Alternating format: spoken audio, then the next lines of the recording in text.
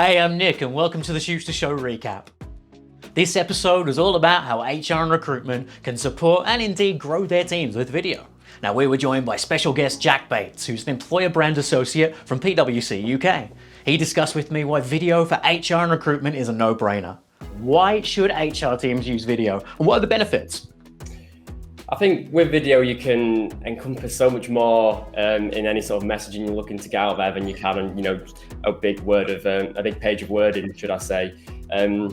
With film you've got that sort of direct message, what you're sort of speaking to the camera, if you've got some sort of narration, and then you've also got the sort of subtle and more contextual elements, any sort of background that's behind you, body language, and you can really sort of help broadcast sort of the culture of the firm and what your people are about and sort of environment and things like that. Then we looked at how drier topics can be transformed into engaging videos without overstepping your branding and compliance guidelines. Keep it snappy.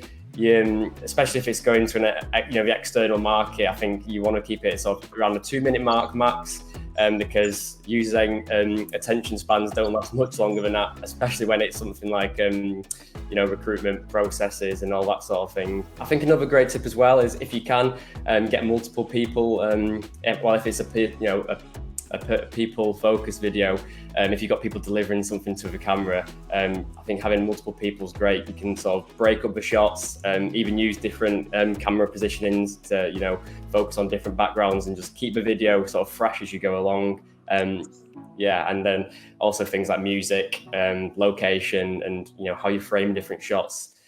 All come together to make something definitely a bit more engaging than if you're just reading through a big paragraph on a website.